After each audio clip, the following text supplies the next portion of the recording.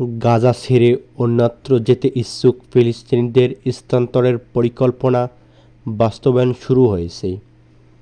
গত বুধবার দক্ষিণ ইসরায়েলের রেমন বিমানবন্দর থেকে রোমানিয়ায় একটি সামরিক বিমানে করে ইউরোপের উদ্দেশ্যে রওনা দিয়েছে ৭৭ জন ফিলিস্তিনি নাগরিক। এদিকে রোববার এক প্রতিবেদনে এমনটি তথ্য জানিয়েছে জেরুজালেমের পোস্ট। ইসরায়েলি কর্তৃপক্ষ জানিয়েছে তারা তাদের অভিবাসন নীতির অংশ হিসেবে তারা তাদের এলাকা ছেড়ে যাচ্ছে। এই স্থানান্তরে সহায়তা করেছে গাজায় নতুন করে সামরিক অভিযান এবং ভূখণ্ডের মানবিক সহায়তা পুনরুদ্ধারের জন্য আন্তর্জাতিক চাপ বৃদ্ধির সঙ্গে সঙ্গে এই দলটির যাত্রা শুরু হয়েছে। ইসরায়েলি প্রতিরক্ষা মন্ত্রী ইসরায়েল কাটজ বলেছেন, আমরা মার্কিন প্রেসিডেন্টের পরিকল্পনা বাস্তবায়নের জন্য সর্বাত্মক কাজ করছি এবং আমরা যে কোনো গাজাবাসীকে তৃতীয় রাষ্ট্রে যেতে অনুমতি দিব। এদিকে ইসরায়েল নিরাপত্তা বিষয়ক মন্ত্রিসভার গাজার যেসব ফিলিস্তিনি তৃতীয় দেশে স্থানান্তরিত হতে চান তাদের সহায়তার জন্য একটি অধিদপ্তর প্রতিষ্ঠার অনুমোদন দিয়েছে। এই যুক্তরাষ্ট্রের সঙ্গে সমন্বয় করে কাটজ পরিচালিত একটি বৃহত্তর অভিবাসন উদ্যোগ অংশ।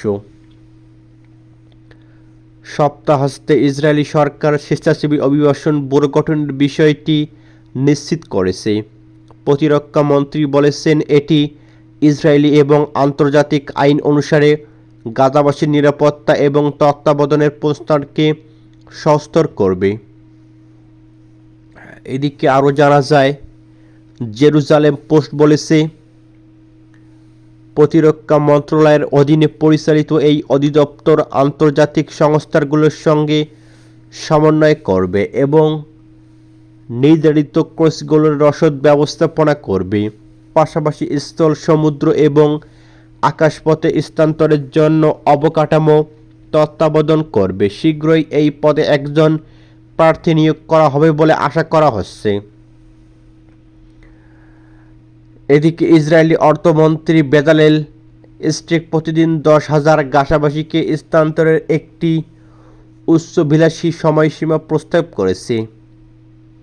সেখানে আরও জানা যায়, সমালোচকরা সতর্ক করেছেন, এই কর্মসূচি জোরপূর্বক বাস্তুচ্যুতিতে পরিণত হওয়ার ঝুঁকি তৈরি করবে। যদিও তৃতীয় কোনো দেশ এখন বিপুল সংখ্যক শরণার্থীকে গ্রহণের জন্য প্রকাশ সম্মুখ করেনি।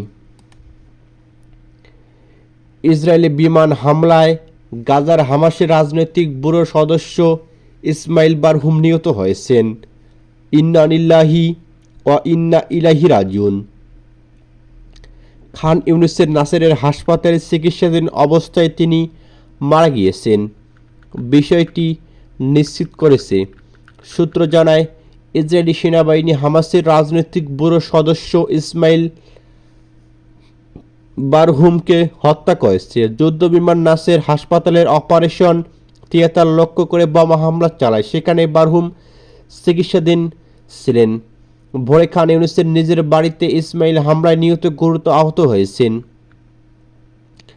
এদিকে হামলার পর প্রকাশিত এফপির ছবিতে হাসপাতাল ভবনটির প্রায় অক্ষর দেখা গেলেও একটি সিঁড়ির পাশের অংশে আগুন জ্বলতে দেখা গিয়েছে।